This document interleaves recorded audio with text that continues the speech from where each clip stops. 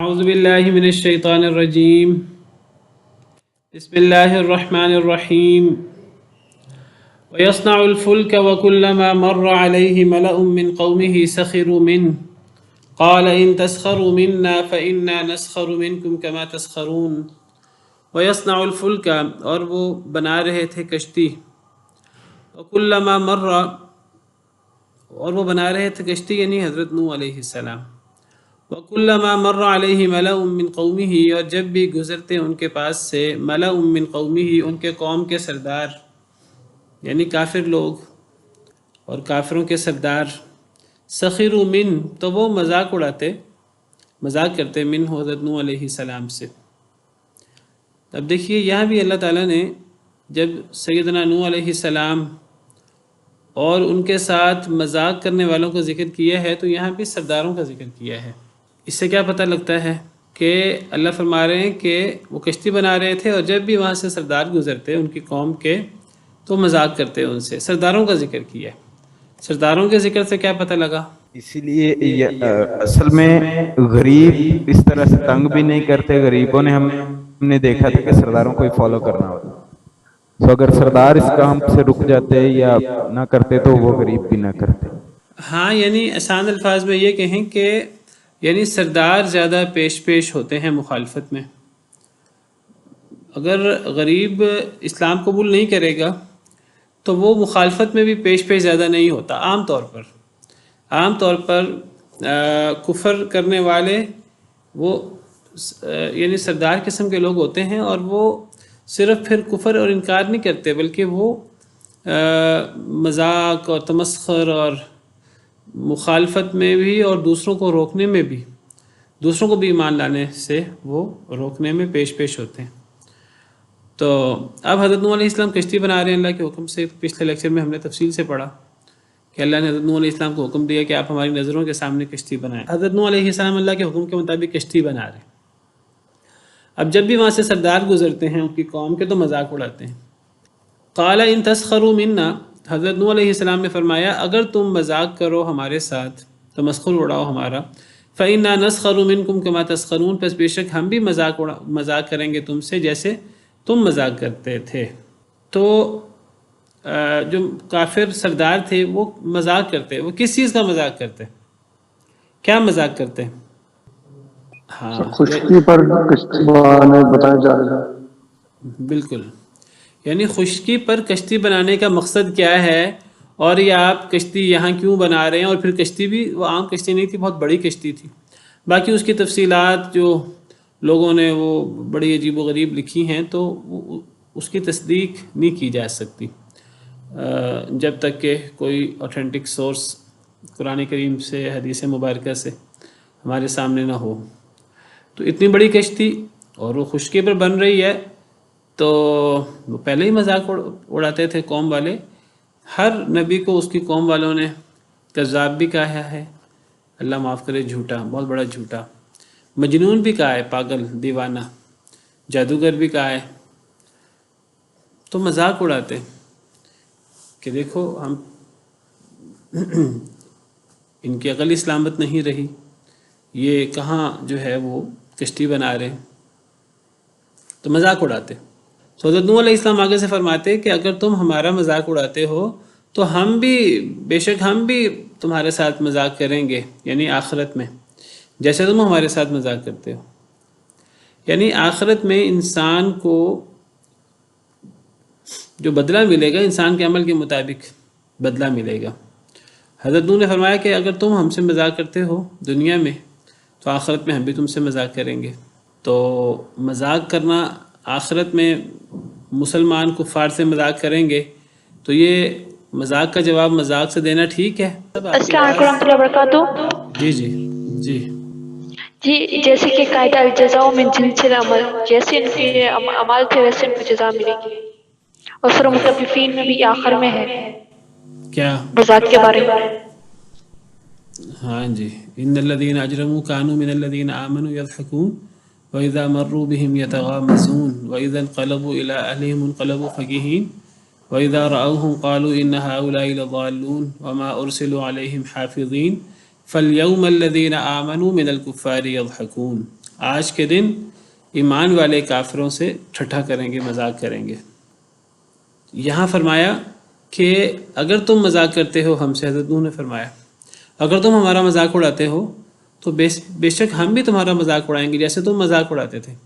تو اس کا مطلب ہے کہ مذاق کے جواب میں مذاق اڑانا ٹھیک ہے، ہم یہ کہہ سکتے ہیں اس سے کہ مذاق کے جواب میں مذاق اڑانا ٹھیک ہے، کوئی کسی کو تنگ کرے تو جواب میں تنگ کرنا ٹھیک ہے، یہ اس سے اصول نکالا جا سکتا ہے۔ نہیں سر، آئی تھنک دنیا کے لیے قاعدہ نہیں ہے، شاید آئی تھنک آخرت میں، کیونکہ دونوں آیتوں میں آخرت کی بات ہو رہی ہے۔ دنیا کے لیے نہیں ہے، آخرت کے لیے ہے، تو آخرت میں تو دنیا سے بھی بہتر معیارات ہونے چاہیے، کیا خیال ہے؟ السلام علیکم جی، میرا خیال ہے کہ ٹھیک ہے، جتنا مذاق وہ اڑائیں یا جتنا وہ تنگ کریں تو اتنا ہی تنگ کر لینا دنیا میں بھی ہے، آیت میں بھی ہے کہ جس طریقے سے وہ تم سے ٹھیک ہے، یعنی اگر کوئی دنیا میں ہمیں تنگ کرے تو ہم دنیا میں بھی جواب میں اس کو اتنا تنگ کر سکتے ہیں۔ کوئی برائی کرے ہم جواب میں اس کو برائی کا بدلہ برائی سے دے سکتے ہیں، جس طرح اللہ تعالیٰ قرآن میں فرماتے ہیں وَجَزَاءُ سَيِّئَةٍ سَيِّئَةٌ مِثْلُهَا، کہ برائی کا بدلہ اسی جیسی برائی ہے۔ ہاں فمن عفا وَأَصْلَحَ فَأَجْرُهُ عَلَى اللَّهِ، جو معاف کر دے، اصلاح کر لے تو اس کا اجر اللہ پر ہے۔ اسی طرح اللہ تعالیٰ ایک اور جگہ فرماتے ہیں وَإِنْ عَاقَبْتُمْ فَعَاقِبُوا بِمِثْلِ مَا عُوقِبْتُمْ بِهِ، اگر تم کسی سے بدلہ لو تو اتنا ہی بدلہ لو جتنا تمہیں ستایا گیا ہے۔ وَلَئِنْ صَبَرْتُمْ لَهُوَ خَيْرٌ لِلصَّابِرِينَ، ہاں البتہ اگر تم صبر کرو تو یہ زیادہ بہتر ہے صبر کرنے والوں کے لیے۔ تو اگر وہ دنیا میں مذاق اڑا رہے ہیں، ٹھٹھا کر رہے ہیں مسلمانوں کے ساتھ، تو وہ اس قابل ہیں کہ آخرت میں ان کا ٹھٹھا کیا جائے، ان کے ساتھ ان کا بھی مذاق اڑایا جائے۔ اور یہ جو آخرت میں ان کے ساتھ مذاق اڑایا جائے گا، اصل میں اس کو یک طرفہ مذاق کے معنوں میں نہ لیا جائے۔ دیکھیں یک طرفہ مذاق یہ اچھا نہیں ہے، نہ دنیا میں اچھا ہے اور نہ آخرت میں اچھا ہے یک طرفہ مذاق ایک طرف سے۔ یہاں ایک طرف کی بات نہیں ہے۔ دیکھیے حضرت نوح علیہ السلام بھی کیا فرما رہے ہیں، فرماتے ہیں کہ اگر تم ہمارا مذاق کرتے ہو، اگر تم ہمارا مذاق اڑاتے ہو تو پھر یاد رکھو ہم بھی تمہارا مذاق اڑائیں گے، تمہارے جیسے تم مذاق اڑاتے تھے۔ یعنی یہ مقابلے میں ہے، تو مقابلے کا جو بدلہ لینے کے جو اصول ہیں وہاں گنجائش نکلتی ہے۔ ایک چیز ہے کہ ایک بندہ کسی کا مذاق اڑانا شروع کر دے بغیر کسی بنیاد کے، بغیر کسی پہلے اس نے مذاق نہیں اڑایا، اور ایک بندہ کسی کا مذاق اڑانا شروع کر دے، یہ دنیا میں بھی اچھا نہیں ہے، آخرت میں بھی اچھا نہیں ہے۔ یہاں یہ بات نہیں ہے، یہاں اصل میں دنیا کے بالمقابل، دنیا کے مذاق اور دنیا کی زیادتی کے جواب میں آخرت کی بات ہو رہی ہے۔ اور اگر آپ کو یاد ہو، شاید آپ کی کلاس میں پڑھا تھا یا کہیں اور پڑھا تھا، کہ یہ تو حضرت نوح علیہ السلام فرما رہے ہیں کہ اگر تم ہمارا مذاق اڑاؤ تو ہم بھی تمہارا مذاق اڑائیں گے۔ یہ بات تو قرآن کریم میں اللہ رب العالمین کے حوالے سے بھی موجود ہے۔ کیا موجود ہے، کہاں موجود ہے؟ اللہ یستہزئ اللہ یستہزئ بہم ویمدہم فی طغیانہم یعمہون، سورہ بقرہ کے شروع میں ہم نے پڑھا کہ اللہ ان کا مذاق اڑائیں گے اور اللہ ان کو ڈھیل دے دیتے ہیں، ان کی سرکشی میں وہ حیران و پریشان پھرتے ہیں۔ دیکھیے وہاں بھی یہی چیز ہے، وہاں بھی بعض دفعہ لوگوں کے ذہن میں اشکال پیدا ہوتا ہے، اس کا جواب یہی ہے جو یہاں ہم بات کر رہے ہیں۔ یخادعون اللہ، وہ بھی تو وہی ہے نا، وہ بھی بالکل، وہ یخادعون والی بحث بھی یہی بحث ہے، اور ہمیں اس بحث کو سمجھنا ہے، اس بات کو سمجھنا ہے۔ دیکھیے ہم نے قرآن کریم بھی پڑھنا ہے، اور جو بعض چیزیں ذہن میں اشکالات ہیں ہم نے ان اشکالات کو بھی حل کرنے کی کوشش کرنی ہے۔ تو اللہ یستہزئ بہم ویمدہم فی طغیانہم یعمہون، سورہ بقرہ آیت نمبر 15۔ اللہ مذاق اڑاتے ہیں ان کا، اللہ ان کا مذاق اڑائیں گے قیامت کے دن، اور اللہ ان کو ڈھیل دیتے ہیں، ان کی سرکشی میں حیران و پریشان پھرتے ہیں۔ یہاں جو اللہ نے مذاق اڑانے کا ذکر کیا ہے یہ بھی ان کے مذاق کے جواب میں ہے۔ قالوا انا معکم انما نحن مستہزئون، کہ جب انہوں نے مسلمانوں کے بارے میں کہا، منافقین کا اللہ نے رویہ ذکر کیا کہ جب منافقین ایمان والوں سے ملتے ہیں تو منافقین کہتے ہیں ہم ایمان لائے، اور جب اپنے شیطانوں اور اپنے یہودی آقاؤں کی طرف اکٹھے ہوتے ہیں تو وہ اپنے یہودیوں اور آقاؤں سے کہتے ہیں ہم تو تمہارے ساتھ ہیں، ہم تو مذاق اڑا رہے تھے مسلمانوں کا۔ تو اللہ نے فرمایا کہ تم مسلمانوں کا مذاق کرتے ہو، اللہ نے فرمایا کہ اللہ قیامت کے دن ان کا مذاق اڑائیں گے، ان کا ٹھٹھا بنائیں گے، اور اللہ انہیں ڈھیل دیتے ہیں ان کی سرکشی میں۔ اور اسی طرح یہ اللہ کے حوالے سے ان المنافقین یخادعون اللہ وہو خادعہم، کہ سورہ نساء آیت نمبر 142، بے شک منافقین اللہ کو دھوکہ دینے کی کوشش کرتے ہیں اور اللہ انہیں دھوکہ دیتے ہیں۔ تو یہاں ہم کیا بات کریں گے پھر؟ کوئی اگر سوال کرے کیا اللہ دھوکہ دیتے ہیں؟ قرآن کہتا ہے اللہ دھوکہ دیتے ہیں، اور اسی طرح قرآن میں وَمَكَرُوا وَمَكَرَ اللہ، انہوں نے مکر کیا تو اللہ نے بھی مکر کیا، یعنی اللہ نے بھی تدبیر کی، اللہ نے بھی چال چلی۔ تو کیا اللہ کے لیے یہ الفاظ استعمال کرنا، اور پھر ویسے بھی جو ہم پڑھ رہے ہیں سورہ ہود میں، وہاں نبی حضرت نوح علیہ السلام، تو کیا یہ اللہ کے لیے یہ چیز مناسب نظر آتی ہے؟ نبیوں کے اخلاق کے حوالے سے یہ چیز مناسب نظر آتی ہے؟ تو اس کا وہی جواب ہے جو ہم یہاں دے رہے ہیں، کہ ایک ہے کہ یک طرفہ مذاق ہو، یک طرفہ دھوکہ ہو، یک طرفہ یہ معاملہ ہو، لیکن ایک ہے کہ ان کے جواب میں، تو جواب میں معاملہ کچھ اور ہوتا ہے۔ الجزاء من جنس العمل، بدلہ انسان کے عمل کے مطابق ہوتا ہے۔ بلکہ اللہ نے تو یہ بھی فرمایا ہے نسوا اللہ فنسیہم، یہ منافقین کے بارے میں، کہ یہ اللہ کو بھول گئے تو اللہ انہیں بھول جائیں گے، یعنی قیامت کے دن۔ حالانکہ بھولنا تو عام ہم دیکھیں تو صفت نقص ہوتی ہے کہ بھولنا، تو کیا ہم تصور کر سکتے ہیں اللہ بھول جائیں گے؟ یعنی اللہ ان کے ساتھ بھولنے والا معاملہ کریں گے، یہ ان کی سزا ہے، اصل میں بھولنا نہیں ہے، یہ ان کے عمل کے مطابق ان کے ساتھ رویہ ہے۔ تو یہ کوئی صفت نقص نہیں ہے، بلکہ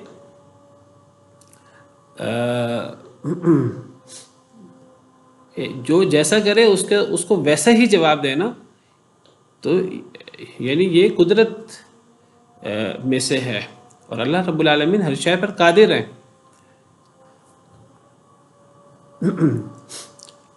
یہاں پھر ایک سوال پیدا ہوتا ہے کہ چلو انہوں نے برا کیا تو اس کے جواب میں برا کیا جائے۔ تو یہ بات یاد رکھیے کہ یہ جو کسی کی برائی کے جواب میں برائی کی بات کی جاتی ہے نا، وہ کہنے کو ہم لفظ برائی استعمال کر رہے ہوتے ہیں، وہ حقیقت میں برائی ہوتی نہیں ہے۔ یعنی اگر ہم کہیں کہ اگر تم نے ہمارا مذاق اڑایا تو ہم قیامت کے دن تمہارا مذاق اڑائیں گے، تو مسلمان جو کافروں کا مذاق اڑائیں گے قیامت کے دن، وہ حقیقت میں مذاق نہیں ہوگا۔ مذاق وہ تب ہے جب وہ یک طرفہ ہو۔ اگر وہ کافروں کے مذاق کے جواب میں ہے تو یہ ان کے عمل کی سزا ہے، تو یہ پھر یہ یک طرفہ مذاق کے حکم میں نہیں ہے۔ بالکل اسی طرح وہ جو اللہ تعالیٰ کا مذاق اڑانا، یا اللہ تعالیٰ کا دھوکہ دینا، یا اللہ تعالیٰ کا بھولنا، وہ بھی اسی معنی میں لیں۔ اس کو میں نے شاید آپ کی کلاس میں کسی اور کلاس میں یہ مسئلہ آیا تھا، پہلے تو ذکر کیا تھا۔ تو اس کو کہتے ہیں مشاکلہ عربی زبان میں، یعنی ان کے عمل کی مناسبت سے تو اسے مذاق کہا جا رہا ہے۔ انہوں نے مذاق اڑایا تو اللہ بھی مذاق اڑائیں گے، مسلمان بھی مذاق اڑائیں گے کفار کا، مسلمان بھی کفار پر ہنسیں گے قیامت کے دن۔ اب کہنے کو یہ یعنی ایک اچھا اخلاق یعنی دیکھنے میں نظر نہیں آتا۔ یہ اصل میں استہزاء ہے نہیں، یہ اصل میں مذاق ہے نہیں، یہ اصل میں دھوکہ ہے نہیں، جو منافقین کے دھوکے کے جواب میں اللہ تعالیٰ ان کے ساتھ معاملہ کریں گے۔ جیسے میں نے ذکر کیا کہ منافقین اللہ کو بھول گئے تو اللہ انہیں بھول جائیں گے، یہ بھولنا اصل میں ہے نہیں، یہ صرف مشاکلت ہے، صرف یہ دکھانے کے لیے کہ تم جیسا کرو گے ویسا بھرو گے۔ تم بھول گئے، اللہ تمہیں بھول جائیں گے، وہ اللہ بھولیں گے تو نہیں۔ وہ اللہ کا بھولنا کیا ہے؟ وہ بھولنا نہیں ہے، اصل میں وہ اللہ کا سزا دینا ہے۔ اس کو مشاکلت کہتے ہیں، مشاکلت۔ علماء نے بحث کی ہے وَجَزَاءُ سَيِّئَةٍ سَيِّئَةٌ مِثْلُهَا، کہ برائی کا بدلہ اسی جیسی برائی ہے۔ علماء کہتے ہیں کہ یہ جو برائی کا بدلہ اسی جیسی برائی ہے، سورہ شورى آیت نمبر 40 ہے، برائی کا بدلہ اسی جیسی برائی۔ یہ جو دوسرا لفظ سیئہ ہے، اس پہ ذرا غور کریں کہ برائی کا بدلہ اسی جیسی برائی ہے۔ یہ جو برائی کے جواب میں برائی کرے تو کیا حقیقت میں وہ برائی ہے؟ اس پہ ذرا غور کریں۔ اگر ایک بندہ کسی کے برے عمل کے جواب میں اس کے ساتھ ویسا ہی عمل کرے تو کیا وہ جو جواباً جو عمل کیا جا رہا ہے وہ حقیقت میں برائی ہے بھی کہ برائی نہیں ہے؟ وہ بدلا ہوگا اگر وہ برائی کرے۔ اور وہ اسلام کے لیے وسیلہ ہے تاکہ اس کو پتہ چلے۔ جی اصل میں یہی علماء نے یہاں بحث کی، وہ کہتے ہیں کہ اس کو اصل میں مشاکلت کی روح سے برائی کہا گیا، برائی ہے نہیں ہے، یہ تو جائز ہے بالکل، اور جائز کام کو برائی کہا کیسے جا سکتا ہے؟ بات سمجھ آ رہی کہ نہیں آ رہی؟ وہ کہتے ہیں کہ یہاں یہ یعنی یہاں چونکہ وہ پہلا سیئہ وہ تو حقیقت میں برائی ہے، پہلا سیئہ وہ برائی ہے، تو جب کہا گیا کہ اگر کوئی آپ سے برا معاملہ کرے آپ جواب میں برا معاملہ کر سکتے ہو، وہ برا معاملہ یا برائی اس کو کہا جا رہا ہے، پہلے برے معاملہ کی مناسبت سے اس کو برا معاملہ کہا جا رہا ہے، ورنہ وہ جواباً برا معاملہ ہے ہی نہیں، وہ تو جائز معاملہ ہے، اور جائز چیز کو برا کیسے کہا جا سکتا ہے؟ سمجھ آ رہی کہ نہیں؟ جب تو جو یعنی یہاں علماء نے کہا کہ یہ مشاکلت ہے، یہ برائی نہیں ہے، اس کو پہلی برائی کی مناسبت اور مشاکلت سے برائی کہا گیا۔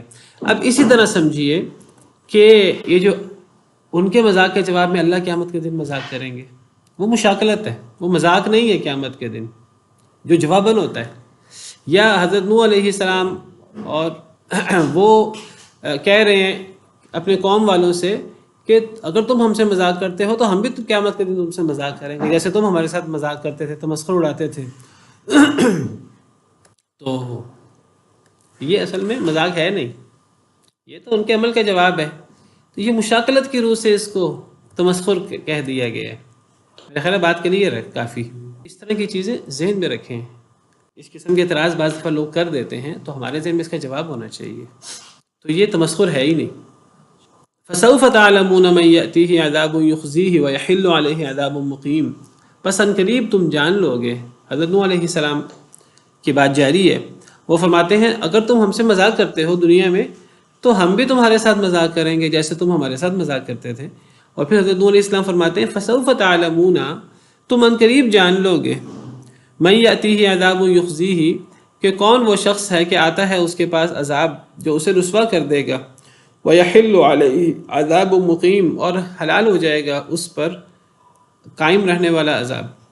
حضرت نوح فرما رہے ہیں کہ تم مذاق کر رہے ہو کہ میں کشتی بنا رہا ہوں، میں کشتی بلا وجہ نہیں بنا رہا، میں اللہ کے حکم سے بنا رہا ہوں، اور تم پہ عذاب آنے والا ہے، اس عذاب سے بچنے کے لیے کہ میں ایک کشتی بنا رہا ہوں، ابھی تو تم مذاق کر رہے ہو، کرتے رہو، تمہیں عنقریب پتہ لگ جائے گا کہ حقیقت حال کیا ہے، صورت حال کیا ہے۔ جب عنقریب ابھی عذاب آئے گا سیلاب کی صورت میں اور بارش کی صورت میں، اور ہر طرف بارش اور پانی بھر جائے گا، تو تمہیں یہ کشتی بنانے کا مقصد سمجھ آئے گا، اور تمہیں عنقریب پتہ لگے گا کہ کون حق پر ہے اور کون باطل پر ہے، اور کون بے وقوف ہے اور کون دانا ہے، کس پر عذاب آنے والا ہے جو اسے رسوا کر دے گا، اور کسے اللہ اپنی رحمت سے بچانے والا ہے، تمہیں عنقریب پتہ لگ جائے گا۔ کون ہے کہ جس پر عذاب آئے گا جو اسے رسوا کر دے گا دنیا میں، یعنی اور کون ہے جس پر عذاب حلال ہوگا، قائم رہنے والا عذاب یعنی قیامت کے دن، تمہیں عنقریب پتہ لگ جائے گا دنیا میں بھی اور آخرت میں بھی۔ تب تمہاری آنکھیں کھلیں گی، لیکن تب آنکھیں کھلنے کا فائدہ کوئی نہیں ہوگا۔ حتی اذا جاء امرنا، جی السلام علیکم سر۔ وعلیکم السلام ورحمۃ اللہ۔ سر یہ جو اوپر والی آیت ہے نا، اس میں حضرت نوح علیہ السلام کہہ رہے ہیں کہ قیامت میں مذاق اڑائیں گے، تو قیامت میں انسان کے جتنے بھی اختیارات ہوں گے وہ تو اللہ کی طرف سے ہوں گے نا؟ جی جی، تو پھر اس لحاظ سے ان کا جو اعتراض کی بات ہے وہ بنتی نہیں ہے، جو کوئی اعتراض کرتا ہے۔ دیکھیے اعتراض بنتا نہیں ہے، لیکن یہی اعتراض جب اللہ کے حوالے سے بات ہوتی ہے تو اللہ پر بعض لوگ اعتراض کر دیتے ہیں کہ اللہ مذاق کریں گے. تو اللہ سے تو سوال نہیں ہوتا. نہیں، وہ ہم مسلمان تو جرت ہی نہیں کرتے. وہ جو اب اعتراض کرتے ہیں کفار اور ایتھیسٹ قسم کے لوگ، تو ان کو تو ہم نے جواب دینا ہے نا، ایسا جواب جو ایک عقلی جواب ہو، لاجیکل ہو، تو ہم نے ان کو تو سمجھانے کی کوشش کرنی ہے. تو عقلاً یہ چیز جو ہے وہ بالکل صحیح ہے، یہ کوئی غلط چیز نہیں ہے. ہاں، یہ تب اخلاق عالیہ کے منافی یہ چیز ہے جب یہ ابتداءً ہو، جب یہ چیز جواباً نہ ہو. قرآن کریم میں آپ کو یہ چیزیں ہمیشہ جواباً ملیں گی. Okay sir. واللہ اعلم. حتی اذا جاء امرنا وفارت النور، حتیٰ کہ جب آ گیا ہمارا حکم. اب وہی بات جو حضرت نوح علیہ السلام اپنے قوم کو ڈرا رہے تھے. جی حماد صاحب. السلام علیکم سر. وعلیکم سر السلام. یہ جو پچھلی آیت ہے عذاب المقیم، اس کا مطلب یہ بھی ہوگا کہ جب جس قوم پہ ایک دفعہ عذاب آیا وہ قیامت تک عذاب میں مبتلا بھی رہے گی. دیکھیے، جو قوم جس پر عذاب آیا اللہ کا دنیا میں، تو اب وہ قوم تو ہمیشہ کے لیے عذاب میں ہی ہوگی نا قیامت کے دن. جس قوم پر اس کے کفر اور نافرمانی کی وجہ سے عذاب آیا اور دنیا اس کی تباہ ہو گئی، تو آخرت بھی اس کی تباہ ہے، اور آخرت میں ہمیشہ کے لیے اس پر عذاب ہے. اللہ نے جن قوموں کو تباہ و برباد کیا ہے اپنے غضب سے، تو دنیا کا عذاب تو حقیقت میں وہ اس طرح کر کے عذاب ہے ہی نہیں. آخرت کو اگر آخرت کو دیکھیں تو دنیا میں تو وہ ایک لوگوں کو دکھانے کے لیے ہے، کبھی ہو جاتا ہے کبھی نہیں بھی ہوتا. دنیا تو دارالجزا ہے ہی نہیں. اصل دارالجزا اور اصل بدلے کا گھر تو آخرت ہے. اصل عذاب تو آخرت میں ہوگا. دنیا میں کبھی اللہ دکھا دیتے ہیں اور کبھی نہیں بھی دکھاتے. اسی طرح نعمتوں کو لے لیجئے، تو اصل نعمتیں تو آخرت میں ہیں. دنیا میں کبھی مومنوں پر اللہ نعمتیں دکھا دیتے ہیں، کبھی نہیں بھی دکھاتے. بہرحال جس شخص پر دنیا میں اللہ کا غضب. جی جی جی سر یہ ویلو والے ہی عذاب المقیم، یعنی کہ ان پر جو عذاب آیا وہ کیا قائم رہنے والا عذاب ہے. اب مثال کے طور پر نوح کی حضرت نوح علیہ السلام کی قوم پہ کیا قائم رہنے والا عذاب اس وقت ہی آیا، تو کیا وہ اس وقت سے لے کے اور قیامت تک بھی قائم رہے گا اور اس کے بعد ہمیشہ رہے گا؟ ایسا ہے یہاں وَيَحِلُّ عَلَيْهِ عَذَابٌ مُقِيمٌ سے مفسرین نے قیامت کا عذاب مراد لیا.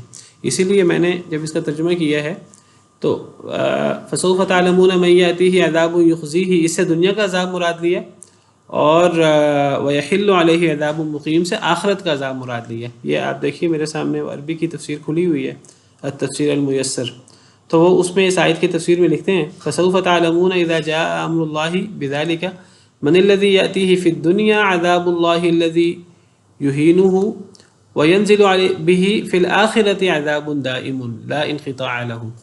تو یہ عربی تفسیر میں بھی انہوں نے یہ من یأتیہ عذاب یخزیہ سے دنیا کا عذاب مراد لیا، رسوا کن عذاب، اور ویحل علیہ عذاب مقیم کہ اس پر قائم رہنے والا عذاب حلال ہو جائے گا، آ جائے گا. اس سے انہوں نے آخرت کا عذاب مراد لیا، اور یہی میں نے آپ کے سامنے ترجمہ کرنے کی کوشش کی ہے. واللہ اعلم. حتی اذا جاء امرنا وفارت النور، حتیٰ کہ جب آ گیا ہمارا حکم. یہ سورہ ہود ہے، اور سورہ ہود ایسی صورت ہے جو رونگٹے کھڑی کر دیتی ہے، اور اس کے اندر اللہ کے غضبناک ہونے کا ذکر ہے، اور کیسے اللہ غضبناک ہوئے پچھلی قوموں پر، اور کیسے آخرکار پھر اللہ کا حکم آ گیا. اور جب یہ اس قسم کی آیات آتی ہے حتی اذا جاء امرنا، جب پھر ہمارا حکم آ گیا، اللہ کا حکم، اللہ کا فیصلہ، اللہ کا عذاب، یہ وہ سورہ ہود کے وہ ہولناک مناظر ہیں کہ جن کے بارے میں نبی صلی اللہ علیہ وسلم نے فرمایا ایک حدیث مبارکہ میں، اگرچہ اس حدیث مبارکہ کو بعض علماء نے ضعیف قرار دیا ہے، بہرحال بعض علماء نے صحیح بھی قرار دیا ہے. آپ نے فرمایا شیبتنی ہود و اخواتہا، مجھے سورہ ہود اور اس جیسی صورتوں نے بوڑھا کر دیا. تو یہ وہ اللہ کے عذاب کے مظاہر ہیں جن کا اللہ نے ذکر کیا ہے سورہ ہود میں تو کئی جگہ پر ذکر کیا، اور قرآن کریم میں اور بھی کئی مقام پر اللہ نے ان چیزوں کا ذکر کیا۔ جن صورتوں میں بطور خاص اس کا ذکر ہے تو وہ صورتیں، بہرحال ایک مسلمان وہ اللہ سے کتنا ہی ڈرنے والا کیوں نہ ہو اور اللہ کا کتنا برگزیدہ کیوں نہ ہو، تو اسے یہ صورتیں پڑھ کر، یہ آیتیں پڑھ کر دہل جانا چاہیے ایک دفعہ، اور یہ اس قسم کی آیات پڑھ کر اور اس قسم کی آیات سن کر صرف یہ نہیں کہ جو اللہ سے جو گناہ گار ہے وہ ڈر جائے۔ گناہ گار تو اللہ معاف کرے، وہ تو غفلت کی نیند سو رہا ہوتا ہے۔ اصل تو ان آیات کا اثر ہوتا ہی اللہ سے ڈرنے والوں پر۔ جو جتنا اللہ سے ڈرنے والا ہوتا ہے وہ اتنا ان آیات کو پڑھ کر وہ دہلتا ہے، اور جو اللہ سے دور ہے اللہ معاف کرے اس کو تو اثر ہی نہیں ہوتا، وہ تو ویسے غفلت کی نیند سو رہا ہے۔ اور اللہ فرماتے ہیں کہ ایمان کی نشانی کیا ہے؟ ایمان کی نشانی یہ ہے کہ قرآن پڑھے انسان تو انسان کا دل دہل جائے، یہ ایمان کی نشانی ہے، اور یہ مومنوں کے ساتھ ہوتا ہے۔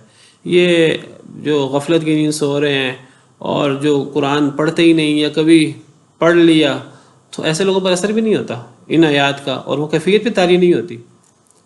مومنوں کے بارے میں اللہ فرماتے ہیں مومن کون ہے؟ یہ تو حقیقی ایمان کی نشانی ہے۔ مومن ویسے ہی اللہ سے ڈرتا ہے، لیکن اور اللہ سے ڈر کر وہ گناہوں سے بچنے کی کوشش کرتا ہے، اور پھر جب وہ اس قسم کی آیات پڑھتا ہے تو وہ ڈرتا ہے کہ کہیں اللہ نے ان بستیوں پر والوں پر ناراض ہو کر اللہ نے ان پہ عذاب نازل کیا، تو ہم اللہ کی نافرمانی سے بچنے کی کوشش کرتے ہیں، لیکن ہم سے بھی کمیاں کوتاہیاں ہو جاتی ہیں۔ ہم بھی نیک اعمال کرنے کی کوشش کرتے ہیں، اللہ کو راضی کرنے کی کوشش کرتے ہیں، لیکن ہم نیک اعمال کرنے کے اندر دنیا داری اور پتہ نہیں کتنی چیزیں آ جاتی ہیں۔ اللہ قبول کرتے ہیں کہ اللہ اس کو ہمارے نیک اعمال کو قبول کرتے ہیں کہ نہیں کرتے ہمیں نہیں پتہ۔ تو انسان کو جو خاص طور پہ اللہ سے ڈرنے والا ہے وہ قرآن پڑھ کر وہ یہ آیات اور اس جیسی آیات پڑھ کر وہ دہل جاتا ہے۔ اللہ تعالیٰ فرماتے ہیں ایمان والوں کے بارے میں اور ایمان والوں کی علامت، اللہ فرماتے ہیں انما المؤمنون الذین اذا ذکر اللہ، سورہ انفال آیت نمبر 2۔ مومن وہ ہے، یہاں تو اللہ نے حصر کے ساتھ بیان کیا، مومن تو ہوتا ہی وہ ہے، یعنی جس مومن کی یہ کیفیت نہ ہو وہ مومن حقیقی مومن نہیں ہے۔ تو کیا کیفیت ہے؟ سوائے اس کے کہ نہیں، یہ انما حصر کے لیے آتا ہے، سوائے اس کے کہ نہیں مومن تو وہی ہے الذین اذا ذکر اللہ، جب اللہ کا ذکر ہو وجلت قلوبہم، تو ان کے دل کانپ جائیں، وَإِذَا تُلِيَتْ عَلَيْهِمْ آیاتُهُ، جب ان پر اللہ کی آیتیں تلاوت کی جائیں زادتہم ایمانا، تو ان کا ایمان بڑھ جائے، وَعَلَىٰ رَبِّهِمْ يَتَوَكَّلُونَ، جو اپنے رب پر توکل کرتے ہیں، الَّذِينَ يُقِيمُونَ الصَّلَاةَ، وہ لوگ جو نماز قائم کرتے ہیں، وَمِمَّا رَزَقْنَاهُمْ يُنْفِقُونَ، اور جو ہم نے ان کو رزق دیا اسے خرچ کرتے ہیں، اولئک هم المؤمنون حقا، یہ پکے مومن ہیں، یہ حقیقی مومن کہلانے کے حقدار ہیں۔ اللہ کا ذکر ہو، اللہ کی آیات پڑھی جائیں تو وہ یعنی یہ نہ ہو کہ ان کے لیے قرآن پڑھنا نہ پڑھنا برابر ہو۔ مومن کے لیے قرآن پڑھنا نہ پڑھنا برابر نہیں ہے کسی طور پر بھی۔ مومن تو قرآن پڑھ کر اس کا ایمان میں ہلچل مچے گی، دل دہلے گا، اور دوسری آیت میں اللہ فرماتے ہیں رونگٹے کھڑے ہو جاتے ہیں۔ یہ جو بال ہوتے ہیں نا ہمارے جسم پہ چھوٹے چھوٹے، جیسے خوف، شدید خوف میں ہم ہوں، ہیبت میں تو رونگٹے کھڑے ہو جاتے ہیں۔ تو اسی طرح جب اس قسم کی آیات ایک مومن پڑھتا ہے اور اللہ کی ناراضگی اور اللہ کا غضب اور اللہ کی ہیبت اس کے دل میں آتی ہے تو اس کے رونگٹے کھڑے ہو جاتے ہیں۔ اور یہ جو اتنا خوف اللہ تعالیٰ کا، یہ پھر مومن کو اللہ سے دور نہیں کرتا، جیسے کسی دشمن سے کسی خوفناک چیز کو دیکھ کر ہمارے دل میں اس سے دور بھاگنے کا ایک داعیہ پیدا ہوتا ہے۔ اللہ کے بارے میں یہ نہیں ہوتا۔ مومن جتنا اللہ سے ڈرتا ہے وہ پھر اتنا اللہ کے قریب ہوتا ہے۔ تو اللہ تعالیٰ فرماتے ہیں کہ سورہ زمر آیت نمبر 23، اللہ نزل احسن الحدیث کتابا متشابہا، اللہ وہ ذات ہیں جنہوں نے بہترین بات نازل کی، قرآن مراد ہے، جنہوں نے بہترین بات نازل کی، کیا ہے وہ؟ کتابا متشابہا، وہ ایک ملتی جلتی کتاب ہے جس کے موضوعات ملتے جلتے ہیں، مثانیہ، بار بار اس کی آیتیں، اس کے موضوعات دہرائے جاتے ہیں، تقشعر منہ جلود الذین یخشون ربہم،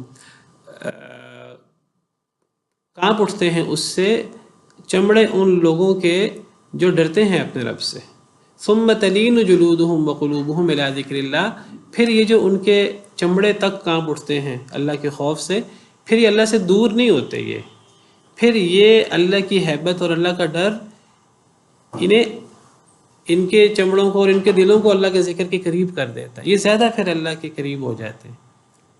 یہ اللہ کی ایسی ہیبت ہے جو اللہ کے مزید انسان کو قریب کر دیتی ہے۔ لیکن یہ جو اللہ کا ڈر ہے یہ ایمان والوں کو نصیب ہوتا ہے، اور یہ بہت بڑی سعادت ہے، یہ بہت بڑی نیکی ہے، اسی کو تقویٰ کہتے ہیں، تقویٰ اسی کا نام ہے۔ اور جو بندہ جتنا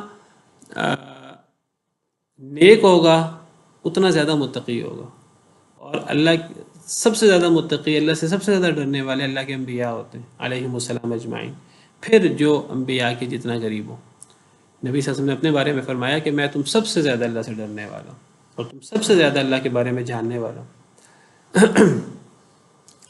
تو یہ آیات ہوں یا دیگر آیات ہوں قرآن کریم کی، ہمارا اصل مسئلہ یہ ہے کہ ہم یہ آیات پڑھتے ہیں اور ہم ان کو روٹین کے انداز میں پڑھتے ہیں۔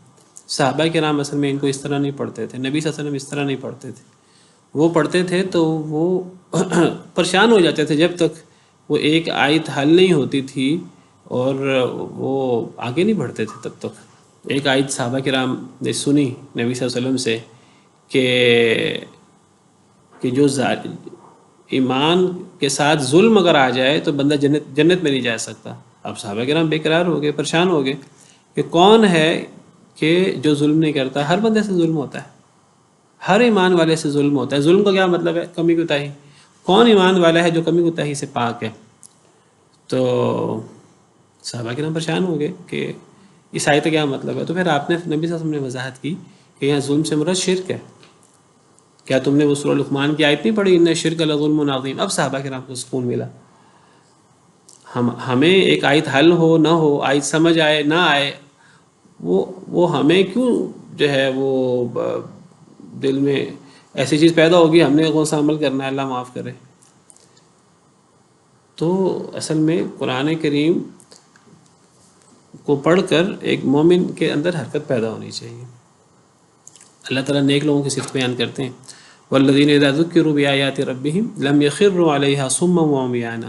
نیک لوگ وہ ہیں جب ان کو اللہ کی آیات کے ساتھ نصیحت کی جائے پھر وہ اندھے بہرے ہو کر بیٹھے نہیں رہتے، ان کے اندر ایک حرکت پیدا ہوتی ہے، ان کے اندر اگر گناہ کر ان کے اندر کوئی کمی کوتاہی ہو، جذبہ پیدا ہوتا ہے ہم اس کمی کوتاہی کو چھوڑیں، اور اگر وہ کوئی نیکی کا کام کرتے ہوں تو جذبہ پیدا ہوتا ہے کہ ہم نیکی کا کام مزید کریں۔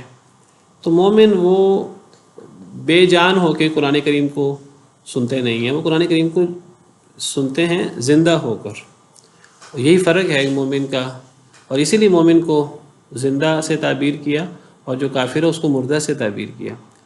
تو اللہ فرماتے ہیں حتی اذا جاء امرنا، کہ جب حتیٰ کہ ہمارا حکم آ گیا، اور یہ اس صورت میں 4-5 دفعہ یہ انداز اختیار کیا گیا ہے، اور 4-5 دفعہ اللہ نے اپنے خوفناک عذاب کا ذکر کیا ہے جو مختلف قوموں پر آیا۔ تو پہلا عذاب یہ ہے جو قوم نوح پر آیا، حتی اذا جاء امرنا، حتیٰ کہ جب آ گیا ہمارا حکم، ہمارے عذاب کا حکم۔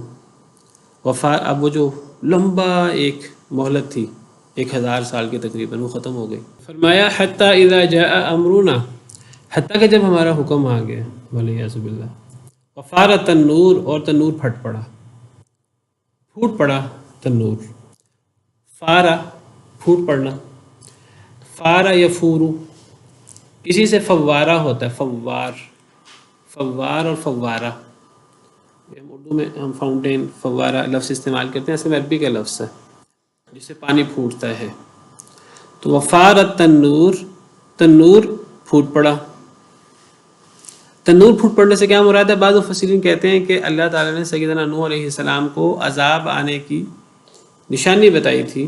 اللہ تعالیٰ جب کوئی عذاب بھی ایک اللہ کا بہت بڑی نشانی ہوتی ہے، بہت بڑا معجزہ ہوتا ہے اللہ کی طرف سے، تو نشانی وغیرہ اس کی علامتیں بھی ہوتی ہیں۔ تو حضرت نوح علیہ السلام کو جو نشانی بتائی گئی تھی، ان کو یہ بتائی گئی تھی کہ آپ کے گھر کے تنور سے پانی نکلنا شروع ہوگا، اور پھر تو یہاں تنور سے مراد تنور ہے، واقعی کوئی تنور تھا جہاں سے پانی نکلنا شروع ہونا تھا، اور پھر پوری دنیا میں یہ معاملہ جو ہے وہ پھیل جانا تھا۔ یا تنور سے مراد بعض مفسرین کہتے ہیں کہ تنور سے مراد یہاں زمین ہے، کہ زمین میں جگہ جگہ سے پانی نکلنا شروع ہو گیا۔ اصل میں یہ پانی آسمان سے بھی برسا اور یہ پانی زمین سے بھی نکلا۔ سورہ قمر میں اللہ تعالیٰ فرماتے ہیں فَدَعَا رَبَّهُ أَنِّي مَغْلُوبٌ فَانتَصِرْ، حضرت نوح علیہ السلام نے اپنے رب کو پکارا کہ اے اللہ میں تو مغلوب کر دیا گیا ہوں، اے اللہ آپ ہی مدد کریں۔ ففتحنا ابواب السماء بماء منہمر، تو ہم نے آسمان کے دروازے کھول دیے وافر پانی کے ساتھ۔ وفجرنا الارض عیونا، اور زمین کو ہم نے چشموں میں پھاڑ دیا۔ فالتقى الماء على امر قد قدر، تو پانی مل گیا ایک ایسے معاملے کی طرف جس کا اندازہ لگا لیا گیا تھا پہلے سے ہی۔ تو وہ آسمان سے بھی پانی اور زمین سے بھی پانی اور اللہ کا ہولناک عذاب، حتیٰ کہ جب آ گیا ہمارا حکم اور تنور پھوٹ پڑا۔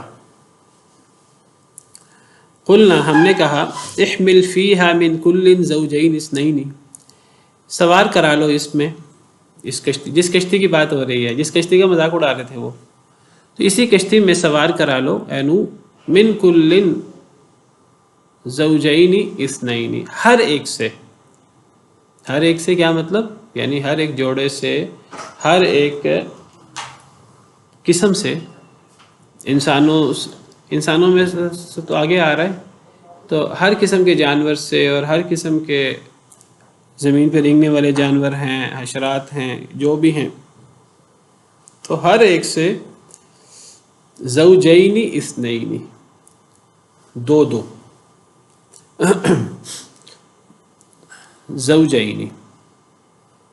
زوجین سے مراد نر اور مادہ۔ اصل میں لفظ زوج کا معنی عربی زبان میں، ایک زوج کا معنی ہوتا ہے یعنی اسپاؤس، یعنی مادہ کے مقابلے میں نر یہ بھی زوج ہے، اور نر کے مقابلے میں مادہ یہ بھی زوج ہے، یعنی مرد کے لیے بیوی یہ بھی زوج ہے، اور بیوی کے لیے شوہر یہ بھی زوج ہے۔ ایک تو یہ معنی ہے عربی زبان میں زوج کا۔ ایک زوج کا معنی عربی زبان میں یہ جو میں نے کہا ہے کہ نر یا مادہ، نر کو الگ بھی زوج کہتے ہیں، وہ مادہ کے لیے زوج ہے ایک مرد، اور ایک عورت وہ نر کے لیے، اپنے مرد کے لیے وہ زوج ہے۔ تو ایک فرد پر بھی زوج کا اطلاق ہوتا ہے، اسپاؤس پر۔ اور زوج کا ایک معنی ہے کہ نر اور مادہ دونوں کو ملا کر دو لوگوں کو بھی ایک زوج کہہ دیتے ہیں، جوڑا، جس کو ہم جوڑا کہتے ہیں اردو زبان میں۔ جوڑے پر بھی زوج کا اطلاق ہوتا ہے۔ اور زوج کا ایک تیسرا معنی بھی ہوتا ہے قسم، کوئی بھی قسم، کسی ایک قسم پر بھی زوج کا اطلاق ہوتا ہے۔ اب یہاں اللہ تعالیٰ نے لفظ زوجین استعمال کیا۔ زوجین آپ کو پتہ ہے یہ تثنیہ ہے، اب اس کا معنی ہم دو جوڑے کریں گے یا ہم دو افراد کریں گے، دو قسمیں کریں گے، یا دو اسپاؤس کریں گے، ہے دو۔ اس زوجینی بھی کہا، زوجین بھی تثنیہ کا صیغہ ہے، پھر آگے اس کو اثنین کہہ کر تاکید کے ساتھ دوبارہ فرمایا دو۔ اب یہ دو کیا چیز ہیں؟ یہ دو جوڑے تھے، یہ کیا تھا؟ یہ ہاں جی، یہ نر اور مادہ مل کر دو، یعنی ایک جوڑا، ہر مخلوق کا ایک جوڑا۔ تو زوج یہاں جوڑے کے معنی میں نہیں ہے، یہاں زوج یعنی اسپاؤس کے معنی میں ہے، یعنی نر اور مادہ دونوں، ہر ایک سے، نر مادہ۔ سر یہ ہمیں پتہ چلا جی، یہ ہمیں کس ورڈ سے پتہ چلا ہے کہ یہ ایک جوڑا ہے؟ یہاں کس ورڈ سے یہ پتہ چلا ہے اس آیت میں؟ زوجین اثنین سے، یعنی یہاں دو جوڑوں، یہاں زوجین سے مراد پہلے تو ہم زوج کا معنی کریں نا، زوج سے مراد جوڑا لیں جس میں دو افراد ہوتے ہیں، یا ہم وہ ایک قسم لیں، اسپاؤس لیں۔ تو حضرت نوح علیہ السلام کے ساتھ اصل میں دو جوڑے نہیں تھے، ایک جوڑا تھا۔ تو یہاں زوج سے مراد یعنی ایک فرد نر یا مادہ، ایک زوج سے مراد یہ، اور جب زوجین ہی کہا تو دونوں، نر اور مادہ دونوں مراد ہیں۔ مفسرین کرام نے ایسے ہی لکھا ہے۔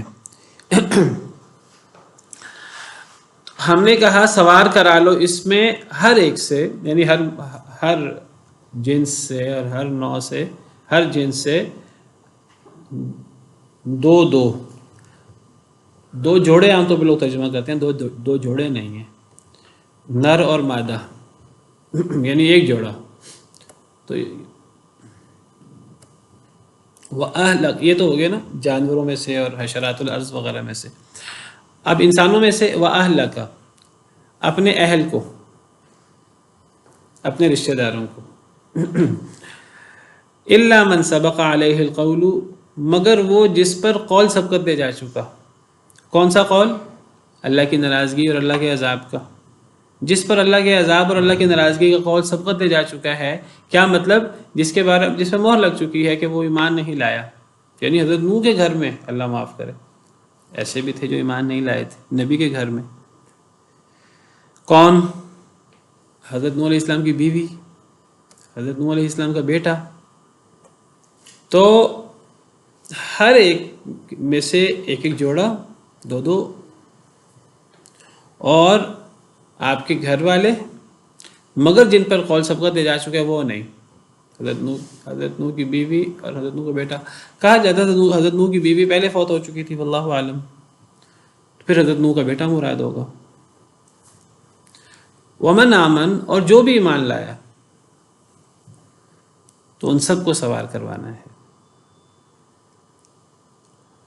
وما آمن معه الا قلیل اور نہیں ایمان لائے تھے ان کے ساتھ مگر بہت تھوڑے.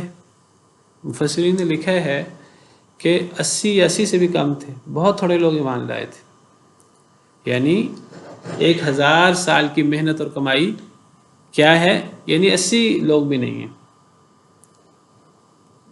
تو اگر 80 لوگ بھی نہیں ہیں تو کیا ریشو بنتی ہے؟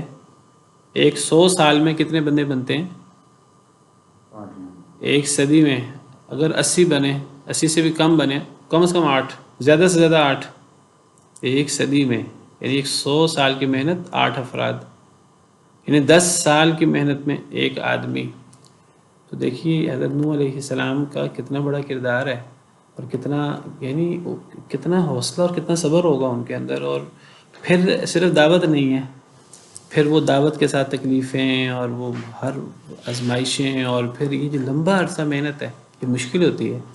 تھوڑی دیر کے لیے انسان کو پتا ہو نا کہ تھوڑی سی دیر ہے کر لیتا ہے انسان، لیکن اتنا لمبا عرصہ. تو حضرت نوح علیہ السلام اسی لیے ان کا مقام مرتبہ بہت زیادہ ہے، جلیل القدر، یعنی اولو العزم رسولوں میں ان کا شمار ہوتا ہے.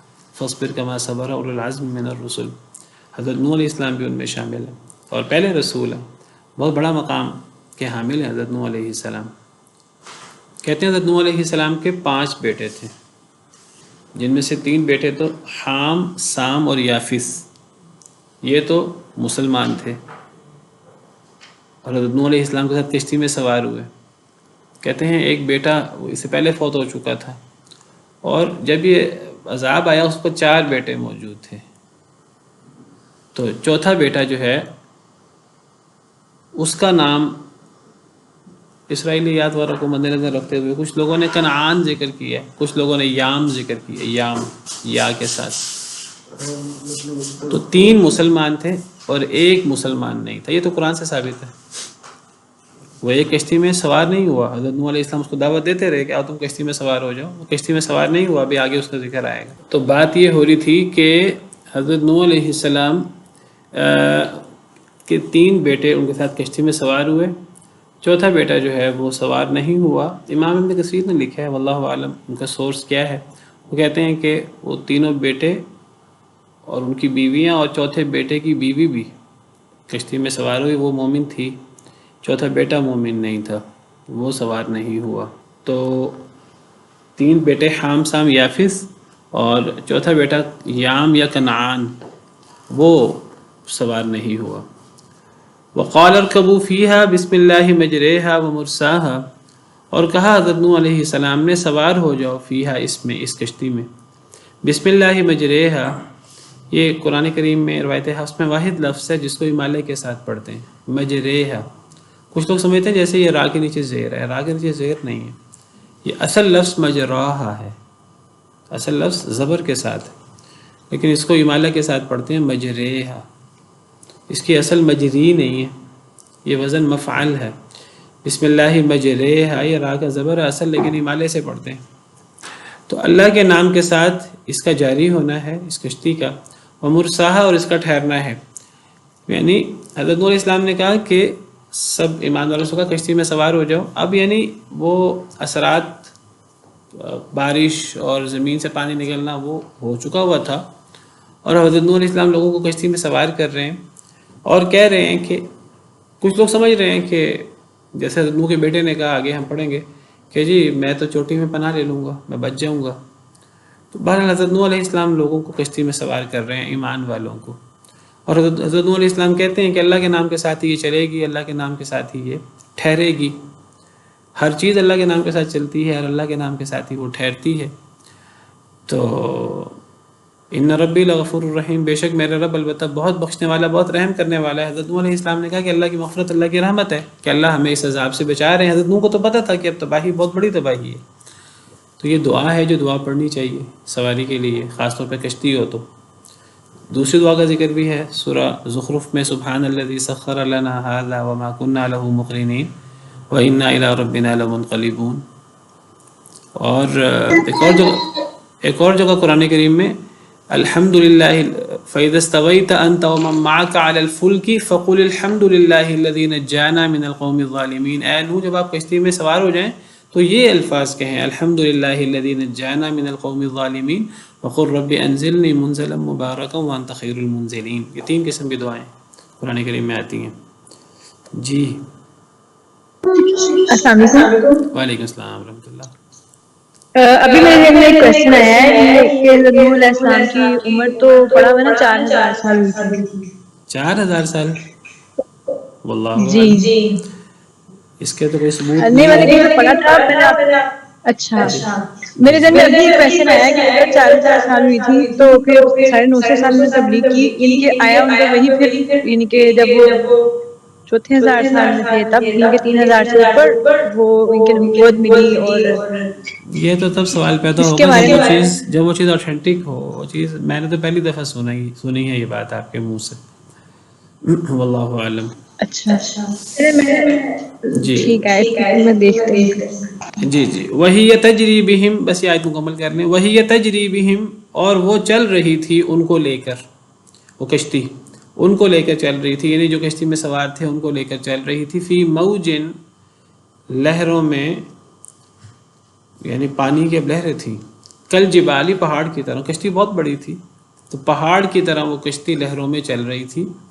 وَنَادَى نُوحٌ ابْنَهُ، اور پکارا نوح علیہ السلام نے اپنے بیٹے کو، یام یا کنعان کو.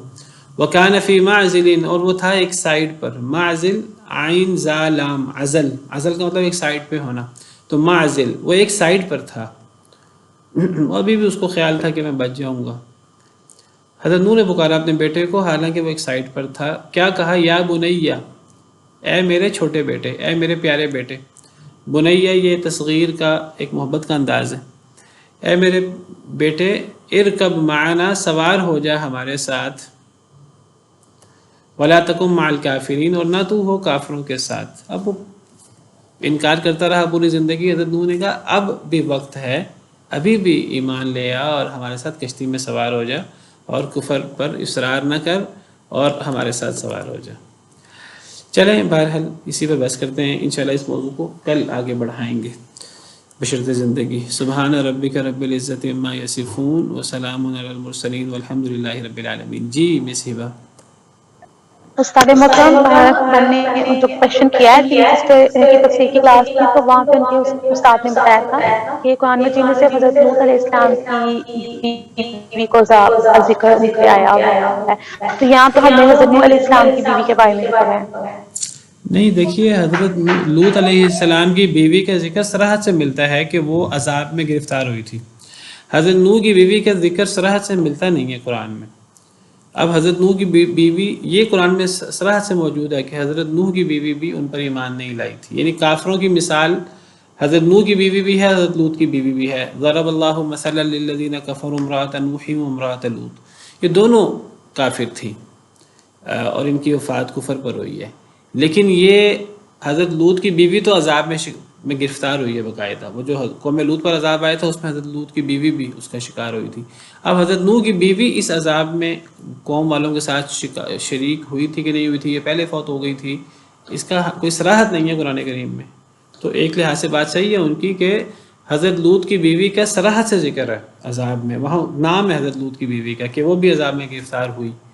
الا امرأتہ کانت من الغابرین موجود ہے، لیکن حضرت نوح کی بیوی کے بارے میں یہ ذکر صراحت سے قرآن میں نہیں ہے. تو اب ہم اس کا اقرار بھی نہیں کر سکتے، انکار بھی نہیں کر سکتے، حقیقت کا اللہ کو پتہ ہے. واللہ اعلم. سبحان ربک رب العزۃ عما یصفون وسلام علی المرسلین والحمد للہ رب العالمین.